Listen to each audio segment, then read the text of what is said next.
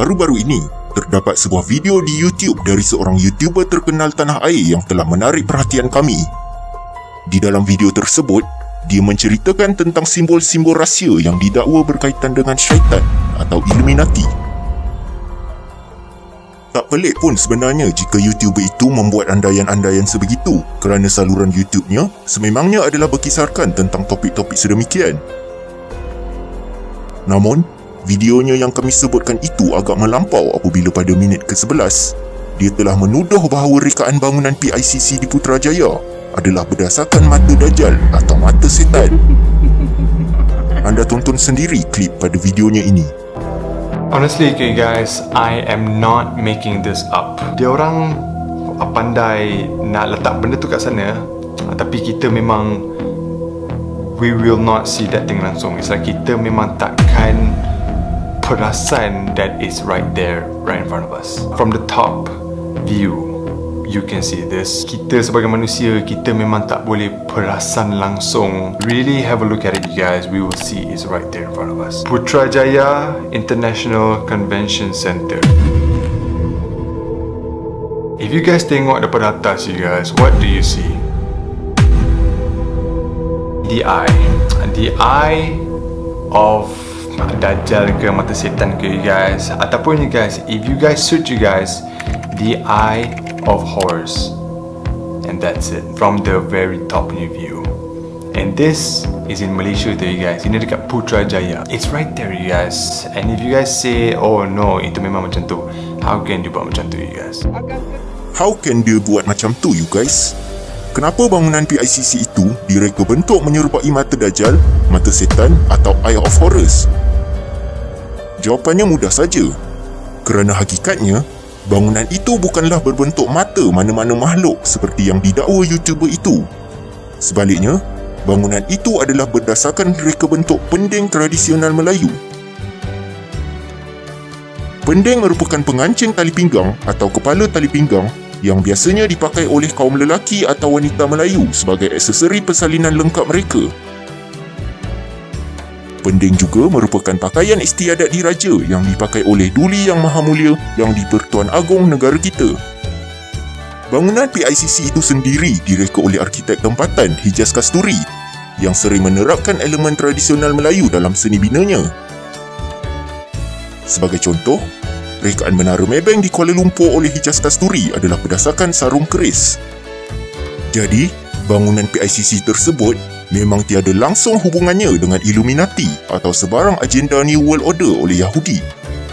Bagi kami, bangunan ini sebenarnya lebih menyerupai UFO. Tapi tak pernah dengar pula orang kaitkannya dengan agenda alien mahu menakluk bumi. Oleh itu, kenapa ada ramai di kalangan kita suka mengaitkan semua benda dengan Freemason atau Illuminati? Orang yang membuat teori-teori konspirasi ini mungkin akan berkata, alah, ni semua teori je.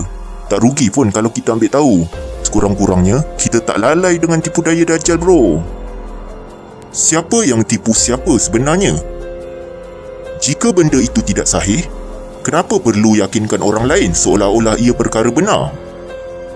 Bayangkan, jika jutaan orang yang menonton atau membaca teori-teori konspirasi itu adalah dari kalangan mereka yang masih belum matang berfikir. Kemudian, mereka kongsikan pada grup-grup WhatsApp dan sebagainya. Orang lain pula share apa yang mereka share tadi dan proses yang sama berulang secara berantai. Untuk pengetahuan anda, tahun 2020 ini, teori konspirasi telah menjadi salah satu punca kepada ketidakpatuhan orang ramai terhadap SOP Perintah Kawalan Pergerakan PKP. Ada yang menyebarkan di media-media sosial kononnya wabak COVID-19 tidak wujud. Kononnya ia sekadar rekaan media massa dan kerajaan. Virus ini juga dikatakan sebagai propaganda Yahudi supaya umat Islam tidak dapat berjemaah di masjid. Sehinggakan petugas barisan hadapan, KKM dan Menteri Agama dituduh bersekongkol dengan Illuminati hanya kerana mereka mengikut garis panduan yang telah ditetapkan oleh World Health Organization WHO. Sungguh ironi apabila penyebar-penyebar teori konspirasi sering berpesan kepada orang lain supaya jangan tertipu dengan fitnah Dajjal, tapi dalam masa yang sama, mereka sendiri memfitnah orang lain. apa sahaja yang diperintahkan oleh Allah dari segi SOP daripada pihak kerajaan sebagai wakil Tuhan dekat bumi, ikut dalam keadaan apapun. Dan tak perlu kata, ya adakah aku murtad semayang jarak-jarak, adakah aku berdosa kerana semayang macam papan catur. Tak ada kena-mengena langsung. Kenapa kau nak timbulkan umat Islam dengan rasa bersalah? Sekarang ni kita ikut SOP ciptaan siapa? Pihak kerajaan. Pihak kerajaan melaksanakan amanah dia untuk menjaga rakyat apabila berlakunya sesuatu musibah. Adakah pihak kerajaan minta COVID ini turun? Tak. Adakah pihak kerajaan panggil corona turun? Tak. Tetapi sekarang ini kita sedang berusaha untuk menghadapi corona sebaik mungkin. Dan kalau benda itu termasuk dalam perangkap yang dirancang oleh Yahudi, apa masalah dekat situ? Yahudi ada perancangan, Tuhan ada perancangan Allah jauh lebih hebat daripada perancangan Yahudi. So jangan buat orang gelabah deh. Okey? Jangan buat orang Islam rasa bersalah dengan SOP yang ada. Itu je.